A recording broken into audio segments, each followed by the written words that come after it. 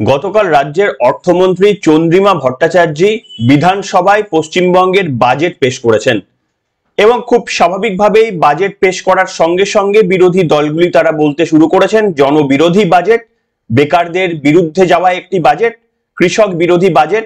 ঠিক যেমনটা কয়েকদিন আগেই কেন্দ্রীয় সরকার যে বাজেট পেশ করেছিলেন তা নিয়ে তৃণমূল কংগ্রেস এই একই প্রতিক্রিয়া দিয়েছিল।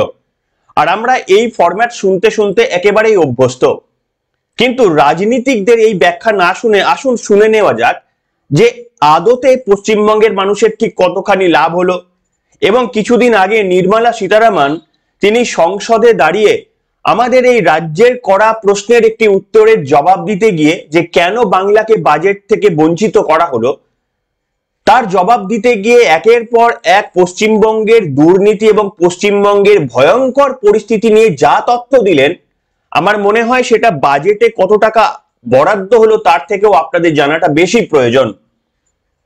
আর আজকে সেই তথ্যগুলো আপনাদের সামনে আমি নিয়ে হাজির হয়েছি। কি বললেন মুখ্যমন্ত্রী, কি বললেন বিরোধী দলনেতা, যদি শুনতে চান সেগুলো নয় শোনানো যাবে, কিন্তু তার থেকেও বড় গুরুত্বপূর্ণ বিষয় যে সত্যি সত্যি আমরা কি পেলাম আর নির্মলা সীতারামন কি তথ্য ফাঁস করলেন, এটাই আপনাদের বলবো। নমস্কার, welcome to simple as ABC. আপনাদের সকলকে স্বাগত জানিয়ে অত্যন্ত গুরুত্বপূর্ণ তাৎপর্যপূর্ণ একটি পর্ব শুরু করছি। পশ্চিমবঙ্গবাসী হিসেবে আপনাদের প্রত্যেকের জানাটা এই কারণেই প্রয়োজন, 2026-এ নির্বাচন রয়েছে এবং এই বাজেটটি কমপ্লিটলি সেই নির্বাচনমুখী একটি বাজেট। কেন নির্বাচনমুখী বাজেট? তার কারণ গ্রাম উন্নয়ন প্রকল্পে রাজ্যের মাননীয় মুখ্যমন্ত্রী তাদের বাজেটে ঘোষণা করেছেন 44,139 কোটি 56 লক্ষ টাকা, যেটা সব থেকে বড় একটা অ্যালোকেশন এই গ্রাম উন্নয়ন দিকে। সেটা পথের উন্নতির প্রকল্প কি কি রয়েছে, পথশ্রী, এই সমস্ত প্রকল্পে। শুধু তাই নয়, এটাও বলতে শোনা গিয়েছে মাননীয় মুখ্যমন্ত্রী যখন সাংবাদিক সম্মেলন করছিলেন, চন্দ্রিমা ভট্টাচার্য বললেন যে 50% মহিলাদের প্রকল্পের বরাদ্দ করা হয়েছে এই বাজেটে। অর্থাৎ যে স্টেট 50% শুধুমাত্র বাজেট মহিলাদের জন্য অ্যালোকেট করে দিতে পারে, যেটা অর্থমন্ত্রী স্বীকার করে নেয়, সেই রাজ্য যে শুধুমাত্র এই ভোটের দিকে নজর করেই যে এই বাজেট পেশ করেছেন, এতে আর সন্দেহ থাকা উচিত নয়। আপনারা শুনেছেন, প্রেস কনফারেন্সটা আপনারা শুনে নেবেন, যেখানে চন্দ্রিমা ভট্টাচার্য পরিষ্কারভাবে বলছেন যে এই বাজেটের 50% মহিলাদের। আপনাদের কয়েকদিন আগে একটি আমি বক্তব্য বলেছিলাম যে এটা একটা রীতি হয়ে দাঁড়িয়েছে যে মহিলাদেরকে পাইয়ে দেওয়া, কার্যত ঘুষ দেওয়া। মহিলাদেরকে ঘুষ দিলেই তাহলে তাদের গোটা বাড়িকেই দলের মধ্যে টেনে নেওয়া যাবে। এই জন্যই কিন্তু এই বিভিন্ন রাজ্যে বিভিন্ন রকম দান খয়রাতি চলছে। আমি বলেছিলাম যদি দান খয়রাতি যদি করতেই হয় তাহলে কেন্দ্রের তরফ থেকে সমস্ত রাজ্যের মহিলাদের একটি নির্দিষ্ট অ্যামাউন্ট ব্যাংক অ্যাকাউন্টে পৌঁছে যাওয়া উচিত। তার কারণ পশ্চিমবঙ্গের মহিলারা সস্তা নন যে তাদেরকে 1200 বা 1000 টাকায় সন্তুষ্ট থাকতে হবে। আর গোয়ার মানুষরা এতটাই বা মহিলারা এতটাই দামি নন যে তাদেরকে 5000 টাকা অফার করতে পারেন আমাদের এই তৃণমূল কংগ্রেস যখন সেখানে নির্বাচনে লড়তে যান। তাই এগুলো থেকে সতর্ক হবেন। কিন্তু আজকের আলোচ্য বিষয় যেটা, সেটা আপনাদের সামনে আমি প্রথমে বলতে চেষ্টা করব। বাজেটে কি পেলাম একটি আপনাদের সামনে বলবো। আপনি দেখতে পাচ্ছেন আপনারা আমাদের স্ক্রিনে কি কি লেখা রয়েছে। সরকারি কর্মচারীদের মহার্ঘ ভাতা বৃদ্ধি 4%। আমি ডিটেলে আলোচনা করব না, অন্য পর্বে করব। সরকারি কর্মচারীদের মহার্ঘ ভাতা বৃদ্ধি 4%, যেটা এপ্রিল মাস থেকে লাগু হবে এবং এখনো পর্যন্ত কেন্দ্রীয় সরকারের সঙ্গে ডিফারেন্সটা 35% রয়েই গেল। অর্থাৎ একটা নমিনাল অ্যামাউন্ট, তবুও ভালো। এরপরে রয়েছে যেটা বললাম আপনাদের 40,000 কোটি টাকা গ্রাম উন্নয়ন এবং পঞ্চায়েত উন্নয়ন খাতে, যেখানে পথশ্রীর মতো প্রকল্পগুলো রয়েছে। নির্বাচনকে কেন্দ্র করেই, নির্বাচনে বেশিরভাগ গ্রাম, সেই গ্রামকে কেন্দ্র করেই কিন্তু এই ধরনের একটা সংস্থান মুখ্যমন্ত্রী যে করেছেন সে বিষয়ে কোনো সন্দেহ নেই। এবং লক্ষ্মীর ভান্ডারের একটা কথাই বলে দিই, লক্ষ্মীর ভান্ডারের বাজেট বরাদ্দ তিনি করেননি, তার সংস্থানও তিনি রাখেননি, কিন্তু এই কথা আপনাদের সামনে আমি বলতে পারি, আপনারা মিলিয়ে নেবেন। তিনি অপেক্ষা করছেন ঠিক নির্বাচন ঘোষণা হবে বা তার আগেই লক্ষ্মীর ভান্ডারের টাকা বাড়াতে বাধ্য, তা না হলে মানুষ তৃণমূল কংগ্রেসকে ভোট দেবে না। তো সেই কারণে তিনি বাজেটে না বললেও সেটা তিনি করবেন বলে আমার ব্যক্তিগতভাবে বিশ্বাস, আপনারা মেলাতে পারেন। এরপরে কি রয়েছে, সেই শেয়ালের একটা করে বাচ্চা, ঘাটাল মাস্টার প্ল্যানের জন্য বরাদ্দ 500 কোটি টাকা। শেয়ালের প্রত্যেকবার একটা করে বাচ্চা নিয়ে আসা হয়, ঠিক সেই রকমই আরো একবার বাচ্চা নিয়ে আসা হলো। বিদ্যালয় শিক্ষার জন্য 41,000 কোটি টাকা। স্বাস্থ্য বরাদ্দের জন্য 21,355 কোটি টাকা। এটা নিয়ে আমার একটু সন্দেহ রয়েছে, তার কারণ ভাবুন স্বাস্থ্যের মতো একটা ইম্পর্টেন্ট বিষয়, যেখানে মমতা বন্দ্যোপাধ্যায় দাবি করেন স্বাস্থ্যসাথী কার্ডের কথা, ফ্রিতে বিনামূল্যে চিকিৎসা, সেখানে ভাবুন 10 কোটি পশ্চিমবঙ্গবাসীর জন্য মাত্র 21,355 কোটি টাকা। এই অ্যামাউন্টটাকে যদি 10 কোটি দিয়ে ভাগ করেন সম্ভবত 2,135 টাকা আসবে। অর্থাৎ প্রত্যেকটি ব্যক্তির জন্য 2,135 টাকা সারা বছরের জন্য বরাদ্দ করলেন মুখ্যমন্ত্রী। একটা ডাক্তারের কাছে গেলে এখন ফিজ হয়ে গেছে, কলকাতার যে কোনো একটু নামি ডাক্তারের কাছে মিনিমাম ফিজ এখন 1,000 টাকা হয়ে গেছে, 1,500, 2,000, 3,000 তো রয়েছেই। তাহলে ভাবুন স্বাস্থ্য পরিকল্পনাতে একটা ডাক্তার দেখালে যেখানে 1,000 টাকা 1,500 টাকা খরচা হয়, গোটা বছরের জন্য অ্যালোকেট হয়েছে 2,000+ টাকা। এটা দিয়ে কি হয়? এরপরে রয়েছে 70,000 আশা কর্মীকে স্মার্টফোন দেবে রাজ্য সরকার, এটা অত্যন্ত সাধুবাদ জানায়, তাদের থাকাটা প্রয়োজন। নদী বন্ধন নামে নতুন প্রকল্প বরাদ্দ 200 কোটি টাকা, নদীর ভাঙন রুখতে 200 কোটি টাকা বরাদ্দ। কটা নদীর ভাঙন এই 200 কোটি টাকা দিয়ে রোখা যাবে? এই প্রশ্নটা আপনারা নিজেরাই একটু ভেবে দেখবেন। গঙ্গাসাগর সেতু তৈরিতে 500 কোটি টাকা, 350টি সুফল বাংলার নতুন স্টল, ধান কেনার জন্য নতুন কেন্দ্র তৈরি হবে, ধান কেনার জন্য নতুন কেন্দ্র তৈরি হবে 200 কোটি টাকায়। এই হলো সামারাইজ। আমি আজকে বিশ্লেষণে যাব না, তার কারণ আজকে আপনাদের সামনে অনেক তথ্য দেওয়ার রয়েছে। আপনারা কিভাবে দেখতে চাইছেন এই বাজেটকে আপনারা লিখে জানাতে পারেন, তার কারণ আপনাদের মধ্যে সম্ভবত অনেকেই অপেক্ষা করছিলেন কর্মসংস্থান নিয়ে কি বক্তব্য রাখা হবে। এখানে কোথাও বলা হয়নি কর্মসংস্থান, শিল্পায়ন, যে দিক দিয়ে উন্নতি সম্ভব সেই উন্নতির দিকের রাস্তা, রাজ্য সরকারের কি পরিকল্পনা তা নিয়ে কিচ্ছু বলা নেই। এটা যদি দিশাহীন বাজেট না হয় তাহলে কোনটা দিশাহীন বাজেট সেটা আপনারা লিখে জানাতে পারেন। কিন্তু আপনাদের জানাবো যে পশ্চিমবঙ্গের কি ভয়ানক অবস্থা সেটা গতকাল সংসদে দাঁড়িয়ে রাজ্যের করা একটি প্রশ্নের উত্তর দিতে গিয়ে কেন্দ্রীয় অর্থমন্ত্রী যে ভাষায় আক্রমণ করলেন, কার্যত লজ্জা পেতে হয় বাঙালি হিসাবে। যে আজকে আমাদের এমন একটা প্রশাসন রয়েছে, আমাদের কোন জায়গায় আমরা পৌঁছে গিয়েছি চুরি দুর্নীতির জন্য। আপনাদের শোনাবো নির্মলা সীতারামনের সেই বক্তব্য। নির্মলা সীতারামনের সেই বক্তব্য শুনে মমতা বন্দ্যোপাধ্যায়ের প্রতিক্রিয়াও আপনাদের শোনাবো। কিন্তু নির্মলা সীতারামন যেটা বলেছেন খুব সংক্ষেপে আপনাদের সামনে আমি বলবো। তিনি বলেছেন যে কেন পশ্চিমবঙ্গকে নাকি টাকা থেকে বঞ্চিত করা হয় বা কেন এই বাজেট পশ্চিমবঙ্গমুখী নয়, তাই নিয়ে প্রশ্নের উত্তরে জবাব দিতে গিয়ে নির্মলা সীতারামন বলেছেন যে 25 লক্ষ ভুয়ো জব কার্ড মনরেগা প্রকল্পে 100 দিনের কাজের টাকা চুরি করেছে ভুয়ো জব কার্ড, 25 লক্ষ ভুয়ো জব কার্ড, যে জব কার্ডগুলোর কোনো অস্তিত্ব নেই। এই ধরনের খবর কিন্তু উত্তরপ্রদেশেও ছিল, সেখানেও ভুয়ো জব কার্ড ছিল, কিন্তু সেই ভুয়ো জব কার্ডগুলো থেকে টাকা তোলা হয়নি, ভুয়ো জব কার্ডগুলোকে বাতিল করা হয়েছে। আর আমাদের এখানকার পশ্চিমবঙ্গের ভুয়ো জব কার্ডগুলো দিয়ে কিন্তু কোটি কোটি টাকা আত্মসাৎ করা হয়েছে, এটাই ডিফারেন্স। তিনি সেই প্রসঙ্গ তুলেছেন। প্রথম এটি 1, 2, 3, 4 করে বলবো, আপনারা মনে রাখবেন, এটি প্রথম পয়েন্ট। দ্বিতীয় পয়েন্টে তিনি বলেছেন মিড ডে মিলে 100 কোটি টাকার চুরি হয়েছে। মিড ডে মিল প্রকল্পে 100 কোটি টাকার বাচ্চাদের খাবারের জিনিসে সেখানে 100 কোটি টাকার চুরির কথা বলছেন কেন্দ্রীয় অর্থমন্ত্রী। এবং রেশন মাফিয়াদের দাপটের কথাও তিনি বলেছেন। আমাদের মন্ত্রী, প্রাক্তন খাদ্যমন্ত্রী, তিনি তার জেল যাত্রার খবর আপনারা সকলে পেয়েছেন, তিনি জেল মুক্তিও হয়ে গিয়েছে। মমতা বন্দ্যোপাধ্যায় সেই সম্পর্কে বলেছেন যে বালু খুব একটা বেশি দুর্নীতি করেনি, তার কোনো প্রমাণ নেই, এই ধরনের বক্তব্য মুখ্যমন্ত্রী বলেছেন। 14 মাস জেলে থাকার পরেও তার পাশেই দাঁড়িয়েছেন রাজ্যের মুখ্যমন্ত্রী। এরপরে নির্মলা সীতারামন তিনি উল্লেখ করছেন যে প্রধানমন্ত্রী গ্রামীণ আবাস যোজনায় 2016-17 সাল পর্যন্ত পশ্চিমবঙ্গকে 25,798 কোটি টাকা দেওয়া হয়েছে। এর মধ্যে প্রচুর দুর্নীতি হয়েছে এবং যারা গরিব তারা বাড়ি পাননি, তৃণমূল কংগ্রেসের নেতারা তারা বাড়ি পেয়েছেন, কেউ ডবল বাড়ি পেয়েছেন, ক্রাইটেরিয়া মিট না করা সত্ত্বেও বাড়ি পেয়েছেন। প্রচুর দুর্নীতি হয়েছে আবাস যোজনায়। তিনি একটা গুরুত্বপূর্ণ তথ্য দিচ্ছেন, বলছে যে 1947 সালে ভারত যখন স্বাধীনতা লাভ করে তারপর থেকে এই পশ্চিমবঙ্গ ক্রমাগত কতটা ডিটোরিয়েট করেছে একটা তথ্য তিনি তুলে ধরছেন। তিনি বলছেন 1947 সালে 24% ছিল গোটা দেশের নিরিখে শিল্প উৎপাদনের পার্সেন্টেজ পশ্চিমবঙ্গের, অর্থাৎ গোটা দেশে যা শিল্প উৎপাদন হতো তার 24% উৎপাদন হতো কিন্তু পশ্চিমবঙ্গে। ভেবে দেখুন একবার, 1947 সালে গোটা ভারতের প্রায় 1/4, 1/4 শিল্প পশ্চিমবঙ্গ থেকে তৈরি হচ্ছে, পশ্চিমবঙ্গ প্রডিউস করত। সেইটা কমতে কমতে আজকে তিনি বলছেন এখন সেটা এসে দাঁড়িয়েছে 3.5%। 24% থেকে নাপতে নাপতে নাপতে সেটা আজকে মমতা বন্দ্যোপাধ্যায়ের জমানায় 3.5%। দায়ী মমতা বন্দ্যোপাধ্যায় তো একা নন, কংগ্রেস ক্ষমতায় ছিল, তারপরে সিপিএম ছিল, তারপরে তৃণমূল কংগ্রেস, সেই ধারা ক্রমাগত অব্যাহত মানে চলেই আসছে। নেক্সট তিনি বলছেন যে আরো একটা মারাত্মক তথ্য তিনি দিচ্ছেন যে মাথাপিছু রোজগার, এই তথ্যটা আপনারা চমকে যাবেন। মাথাপিছু রোজগার নির্মলা সীতারামন বলছেন যে বিগত 20 বছর ধরে গোটা দেশের নিরিখে পশ্চিমবঙ্গের স্থান হচ্ছে 23 নম্বর।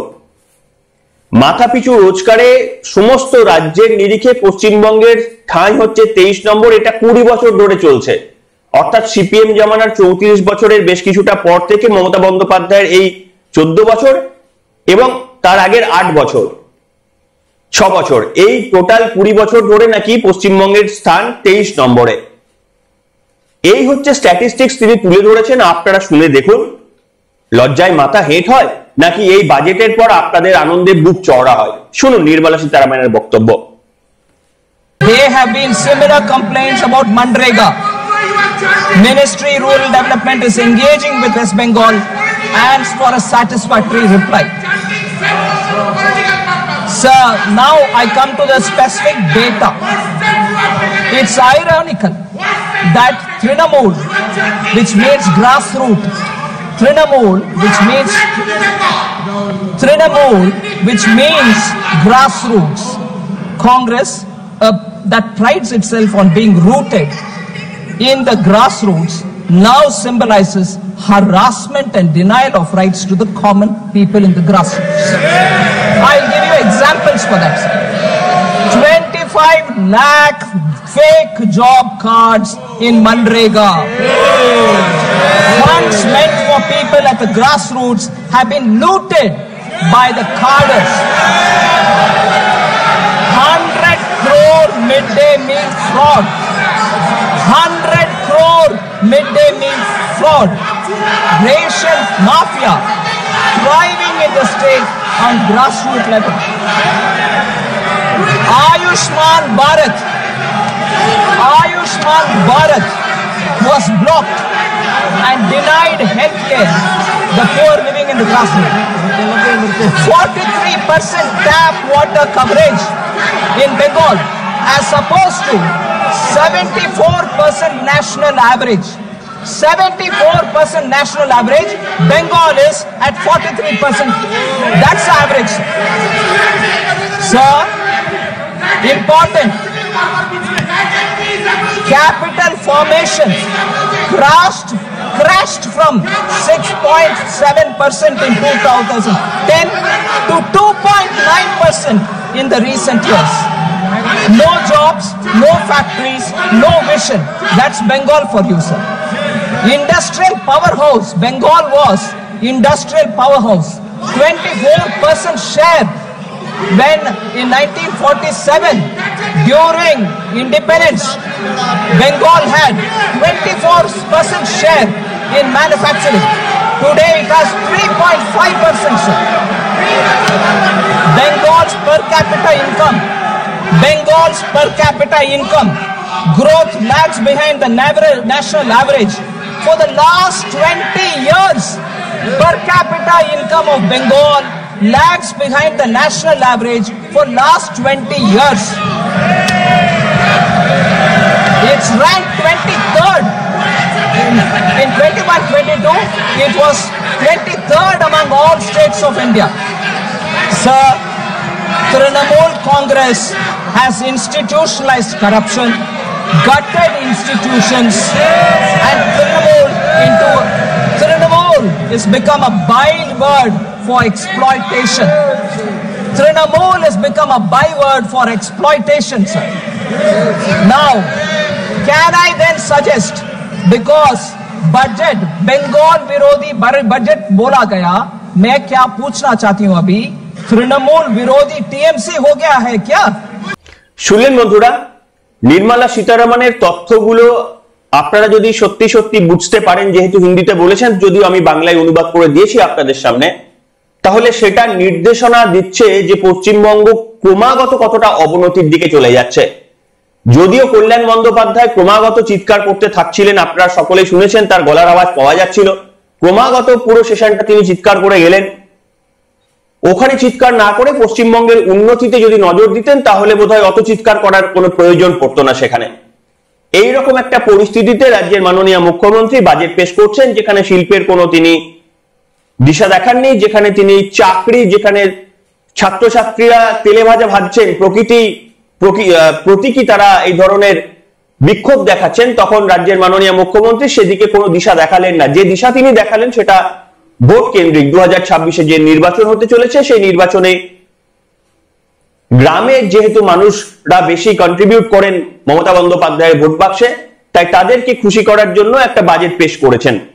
যদিও সেটা শেষ পর্যন্ত যদি প্রান্তিক মানুষগুলোর কাছে যদি পৌঁছে যায় তাহলেও সেটা এনাফ।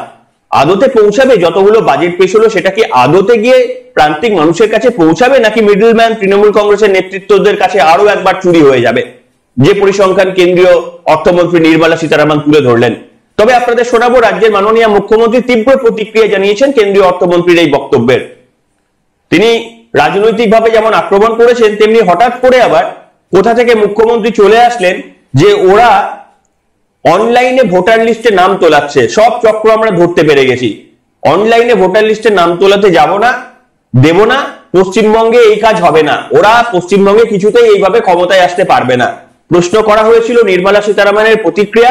শুরুটা নির্মলা সীতারামনকে আক্রমণ করলেও শেষ পর্যন্ত চলে গেলেন অন্য লাইনে, কিন্তু তথ্য দিয়ে বোঝাতে পারলেন না যে নির্মলা সীতারামনের এই তথ্যগুলো যে ভুয়ো, এই তথ্যগুলোর কোনো সারবত্তা নেই। পাশে বসে থাকা অর্থনৈতিক উপদেষ্টা,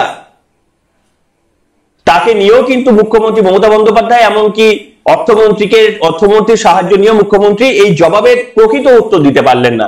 কি পারলেন কি? শুনুন না, বক্তব্যটা শুনে আপনারাই বিশ্লেষণ করুন। শুনুন রাজ্যের মাননীয় মুখ্যমন্ত্রীর বক্তব্য।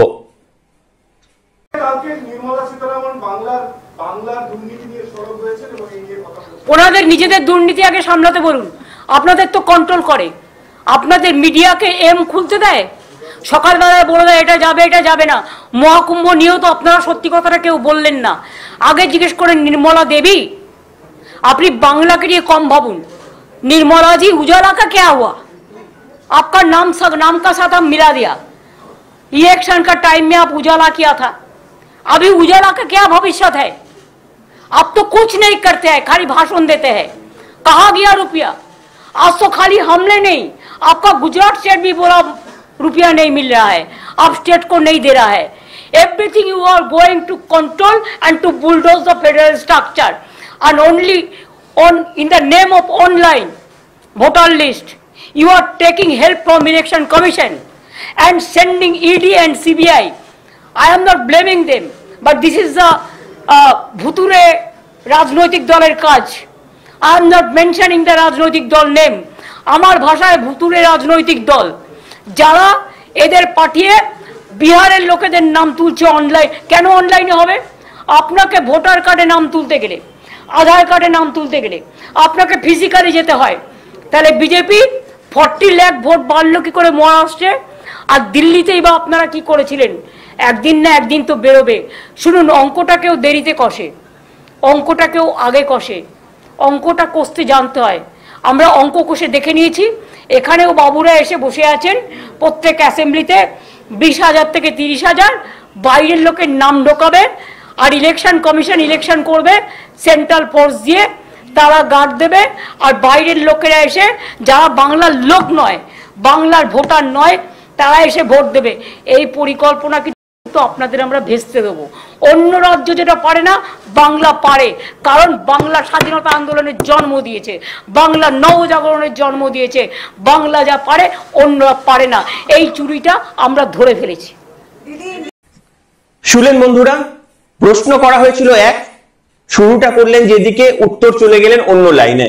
আমরা এক্সপেক্ট করেছিলাম তিনি একটা একটা করে পয়েন্ট ধরে বলবেন, যেভাবে আমি আপনাদের সামনে একটা একটা করে পয়েন্ট দিয়ে বললাম যে নির্মলা সীতারামন কি বলেছেন। মুখ্যমন্ত্রী, তার অর্থমন্ত্রী,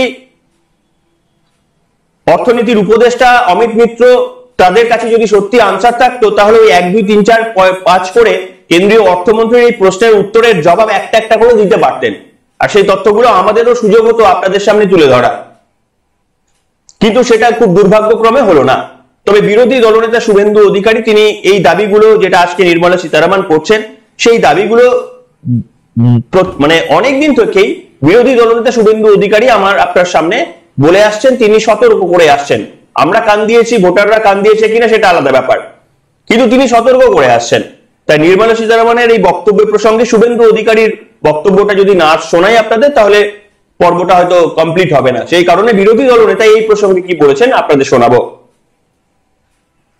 কেন্দ্রীয় অর্থমন্ত্রী রাজ্যের ভূয়সী মানে কড়া ভাষায় আক্রমণ ডকুমেন্ট নিয়ে বলেছেন, উনি কান দিয়ে দেখেননি, চোখ দিয়ে দেখিয়ে দিয়েছেন।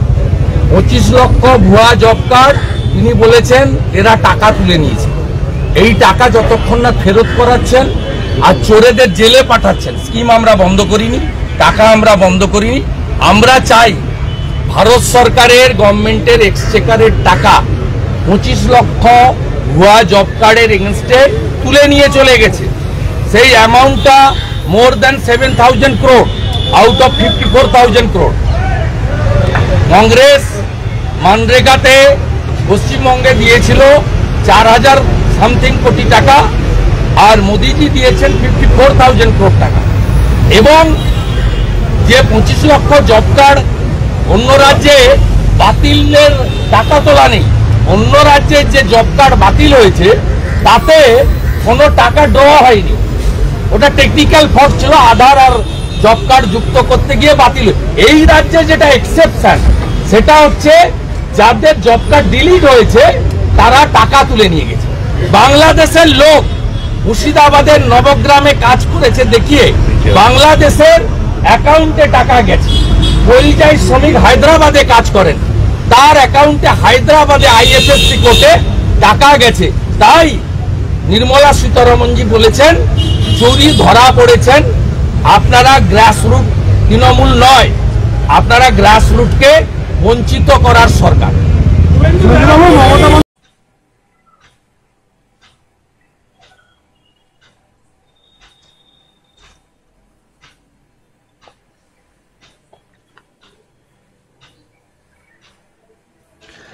এই হচ্ছে সার্বিক অবস্থা। এই সার্বিক অবস্থা দেখার পর বিরোধী দলনেতার এই দীর্ঘদিন ধরে বলে আসা বক্তব্যের পরেও যখন রাজ্য সরকার কর্ণপাত করছে না, সতর্ক হচ্ছে না, যে বাজেট অধিবেশন হলো সেই বাজেট অধিবেশনের পর আমার আপনার জীবনের কি কোনো পরিবর্তন আসতে চলেছে, এই প্রশ্নটা করবেন, তাহলেই বুঝতে পারবেন যে বাজেটটা জনমুখী হলো কি হলো না।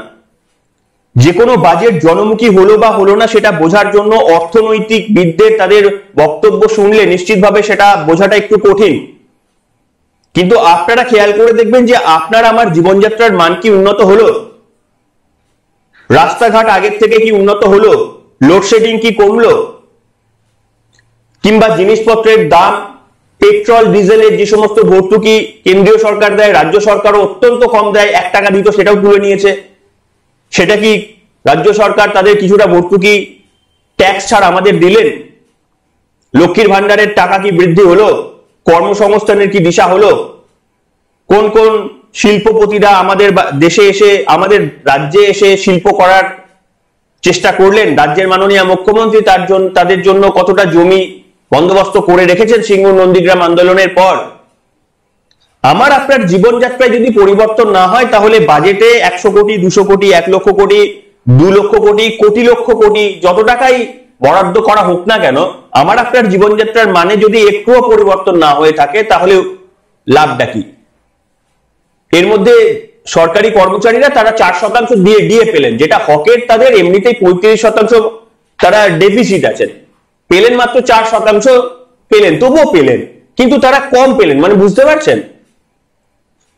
আর আশা কর্মীরা পেলেন বলতে একটা করে মোবাইল ফোন পেলেন, এছাড়া ডাইরেক্ট বেনিফিট কি হলো?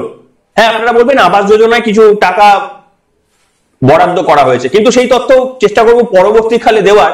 মুখ্যমন্ত্রী বলেছেন যে 16 লক্ষ বাড়ি তিনি তৈরি করে দেবেন, কেন্দ্রীয় সরকার টাকা না দেওয়া সত্ত্বেও 16 লক্ষ বাড়ি তিনি তৈরি করে দেবেন, এবং এর জন্য যে টাকা তিনি ধার্য করে রেখেছেন, প্রশ্নটা হলো এই টাকা দিয়ে কি সত্যি 16 লক্ষ বাড়ি বানানো যাবে? এটা সব থেকে বড় প্রশ্ন। তার কারণ মুখ্যমন্ত্রী বলেছেন যে 9,600 কোটি টাকা বরাদ্দ করা হয়েছে এই বাড়ির জন্য, তা দিয়ে 16 লক্ষ বাড়ি বানানো যাবে? আপনাদের সামনে আমি একটা অঙ্ক বাড়িতে প্র্যাকটিস করার জন্য বা ওই ছোটবেলাকার নলেজ কার কত মনে রয়েছে সেটা টেস্ট করার জন্য একটা ছোট্ট অঙ্ক দিয়ে আজকের পর্বটা শেষ করব। 16 লক্ষ বাড়ির জন্য 9,600 কোটি টাকা যদি মুখ্যমন্ত্রী বরাদ্দ করে থাকেন, তাহলে এক একটা বাড়ির পেছনে কত টাকা করে বরাদ্দ হচ্ছে একটু খেয়াল করে দেখবেন তো। আর দেখলে কার্জন তো হাসবেন, এই টাকায় কি বাড়ি করা সম্ভব?